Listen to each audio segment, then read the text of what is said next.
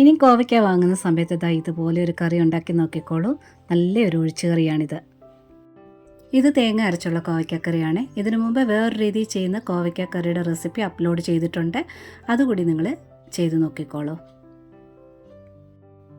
ഇതിനെ എങ്ങനെയാണ് തയ്യാറാക്കിയെടുക്കുന്നതെന്ന് നോക്കാം. ഞാനൊരു ചട്ടി വെച്ചിട്ടുണ്ട്. കുറച്ച് വെളിച്ചെണ്ണ ഒഴിക്കുക. കടുക് താളിക്കുന്നുണ്ട്, അത് കാരണം ആദ്യമേ കുറച്ചൊഴിച്ചാൽ മതി.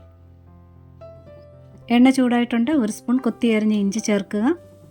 2 വലിയ വെളുത്തുള്ളി എടുത്തിട്ടുണ്ട്, 4 കീറി ചേർക്കുക. ഇനി ഒരു 1/4 കപ്പിനടുത്തായിട്ട് ചെറുള്ളി അരിഞ്ഞത് ചേർക്കുക.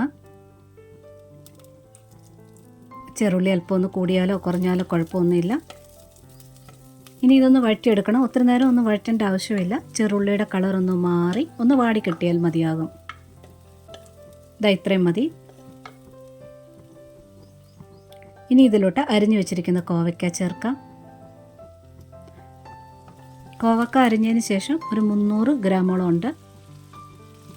ഇനി ഇതൊന്ന് വഴറ്റിയെടുക്കണം. 1 മിനിറ്റ് നേരത്തോളം ഒന്ന് വഴറ്റിയാൽ മതിയാകും. കോവയ്ക്ക നേരിട്ട് ചേർക്കുന്നതിലും നല്ലത് ഒന്ന് വഴറ്റിയിട്ട് ചേർക്കുന്നതാണ് അല്പം കൂടി ടേസ്റ്റ്. നല്ലവണ്ണം ഒന്ന് ഇളക്കിക്കൊണ്ടിരിക്കുക.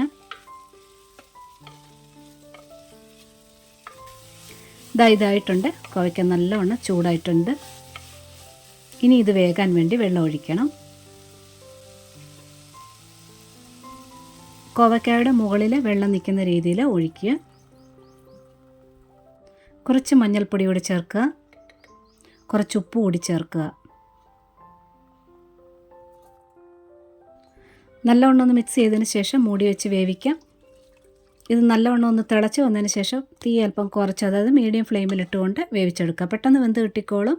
ഒരു 10 മിനിറ്റ് നേരം മതിയാകും. ആ സമയം കൊണ്ട് ഇതിന് അരപ്പ് അരച്ചെടുക്കാം. മിക്സിയുടെ ജാർ എടുത്തിട്ടുണ്ട്. ഇനി 1 കപ്പ് തേങ്ങ ചേർക്കാം. 2 ചെറുള്ളി ചേർക്കാം. ഇനി മുളക് പൊടി ചേർക്കുക. 1 ടീസ്പൂൺ എരിവുള്ള മുളക് പൊടി ചേർക്കുക. 1/4 ടീസ്പൂൺ കാശ്മീരി മുളക് പൊടി ചേർക്കുക. 1 ടീസ്പൂൺ മല്ലിപ്പൊടി ചേർക്കുക. 2 കറിവേപ്പില. ഇനി ആവശ്യത്തിന് വെള്ളം ഒഴിച്ച് നല്ലവണ്ണം അരച്ചെടുക്കണം. നന്നായിട്ട് അരഞ്ഞില്ലെങ്കിൽ കറിയുടെ ആ ചാറൊക്കെ ഒന്ന് പിരിവിരാന്നിരിക്കും. ഇതുപോലെ നല്ലവണ്ണം അരച്ച് വയ്ക്കുക. ഇനി തുറന്ന് നോക്കാം. നല്ലവണ്ണം വെന്തിട്ടുണ്ട്. കുറച്ച് വെള്ളമൊക്കെ വറ്റിയിട്ടുണ്ട്.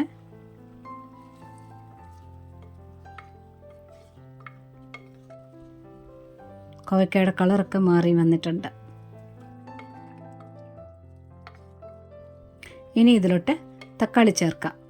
ഒത്തിരി തക്കാളി ചേർക്കേണ്ട, ഒരെണ്ണം ചേർത്താൽ മതിയാകും. കൂടെ നല്ല ഫ്രഷ് ആയിട്ടുള്ള ഒരു തണ്ട് കറിവേപ്പിലൂടെ ചേർക്കാം. എരിവ് കുറവുള്ള കാരണം 2 പച്ചമുളക് ഇട്ടിട്ടുണ്ട്. എരിവുണ്ടെങ്കിൽ 1 ചേർത്താൽ മതി. ഈ കുടംപുളി ഒരു ചെറിയൊരു പീസ് ഇടുക. ഒത്തിരി ഇടണ്ട, ഒത്തിരി പുളി ഇതിന് വേണ്ട. ഇനി വറുത്ത് പൊടിച്ച ഉലുവയുടെ പൊടി ഒരല്പം ചേർത്താൽ മതി. കൂടെ തന്നെ അരച്ചു വെച്ചിരിക്കുന്ന അരപ്പ് കൂടി ചേർക്കുക. ഇനി ആ മിക്സിയുടെ ജാറിൽ 1/2 ഗ്ലാസ് വെള്ളം കൂടി ഒഴിച്ചിട്ട് അതുകൂടി ചേർക്കുക. ഇനി നല്ലവണ്ണം ഒന്ന് മിക്സ് ചെയ്തെടുക്കണം. കോവയ്ക്കയുടെ മുകളിൽ ചാറ് നിൽക്കുന്ന രീതിയിൽ വെള്ളം ഒഴിക്കണം. പോരെന്നുണ്ടെങ്കിൽ ഇപ്പോൾ ഒഴിക്കണം. പിന്നീട് കറി തിളച്ചുകൊണ്ടിരിക്കുമ്പോൾ കുറേശ്ശെ വെള്ളം ഒഴിച്ച് കൊടുക്കരുത്. തീ നല്ലവണ്ണം കുറച്ചിടണേ. ഇനിയിപ്പോൾ തേങ്ങ ഒഴിച്ചതിന് ശേഷം തീ കൂട്ടിയിടണ്ട. കുറഞ്ഞ തീയിൽ ഇത് വേവിച്ചെടുത്താൽ മതി. പാകത്തിന് വെള്ളം ഒഴിച്ചതിന് ശേഷം ഉപ്പ് ചെക്ക് ചെയ്തിട്ട് പോരെങ്കിൽ ഉപ്പ് ചേർക്കുക. ഇനി ഇത് മൂടി വെച്ച് വേവിക്കാം. തീ കൂട്ടി കൊടുക്കണ്ട, കുറഞ്ഞ തീയിൽ തന്നെ വെന്താൽ മതി. കോവയ്ക്ക ഒരളവിന് വെന്താണ്. ഈ അരപ്പിനകത്ത് ഈ പുളിയും ഉപ്പും ഒക്കെ പിടിച്ച് നല്ലവണ്ണം ഒന്ന് യോജിച്ച് കിട്ടണമെന്നുണ്ടെങ്കിൽ പതുക്കെ വെന്താൽ മതി. ഒരു 10 മിനിറ്റോളം എടുക്കും. തീ കുറച്ച് വെച്ച് മൂടി വെച്ചാൽ മതി. പിന്നെ ഈ പുളി വെള്ളത്തിൽ ഇങ്ങനെ തിളയ്ക്കുന്നത് കാരണം കോവയ്ക്ക ഓവറായിട്ടൊന്നും വെന്ത് കുഴഞ്ഞോ കലങ്ങിയോ ഒന്നും പോകത്തില്ല. അതങ്ങനെ തന്നെ സോഫ്റ്റായിട്ട് ഇരുന്നോളും. പിന്നെ ചെക്ക് ചെയ്യുക. കുറച്ച് ഗ്രേവിയൊക്കെ പറ്റിയതിന് ശേഷം ഗ്രേവിയിൽ പുളി കൂടുതലാണെങ്കിൽ ഇതുപോലെ പുളി എടുത്ത് മാറ്റണേ.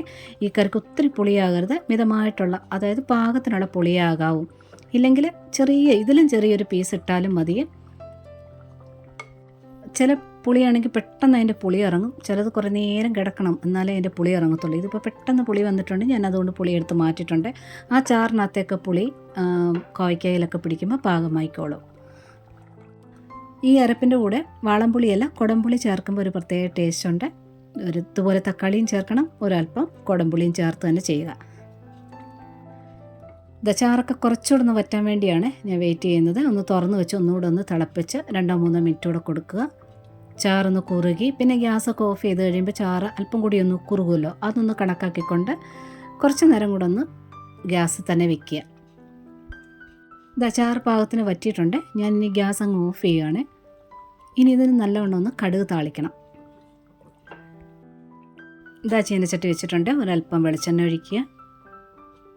കടുകിട്ടൊന്ന് പൊട്ടിച്ചെടുക്കാം. ഇനി ചെറുള്ളി എടുത്തിട്ടുണ്ട്. ഒരു 8 എണ്ണം എടുക്കുക. ചെറുതായിട്ട് കനം കുറഞ്ഞരിയുക. ചെറുള്ളി ഒന്ന് പകുതി വഴന്നതിന് ശേഷം വറ്റൽമുളക് ചേർക്കുക. ആദ്യമേ വറ്റൽമുളക് ചേർക്കുകയാണെങ്കിൽ കരിഞ്ഞു പോകും.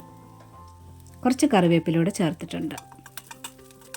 തീ കുറച്ച് വെച്ച് എല്ലാ ഉള്ളി ഒരുപോലെ മുരിഞ്ഞ് കിട്ടുക. കരിയാതെ മുരിഞ്ഞ് കിട്ടണേ.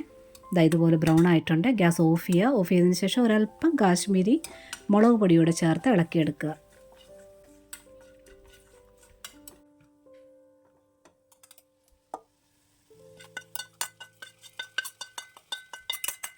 കടുക് താളിച്ചൊഴിച്ച ഉടനെ തന്നെ ഇളക്കരുത്. ഒരു 3-4 മിനിറ്റ് നേരത്തേന് ഒന്ന് മൂടി വയ്ക്കുക.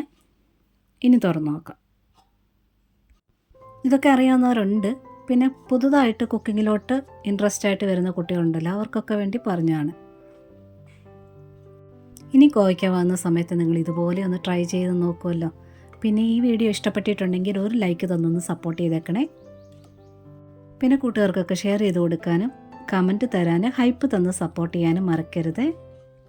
സബ്സ്ക്രൈബ് ചെയ്യാതെ കാണുന്നവരുണ്ടെങ്കിൽ ഒന്ന് സബ്സ്ക്രൈബ് കൂടി ചെയ്തേക്കണേ. നോട്ടിഫിക്കേഷൻ ബെൽ ബട്ടണിൽ ഓൾ ഓപ്ഷൻ ടിക്കാക്കിയിട്ടാൽ മാത്രമേ പുതിയ വീഡിയോയുടെ നോട്ടിഫിക്കേഷൻ നിങ്ങൾക്ക് വേഗം എത്തിച്ചേരുക.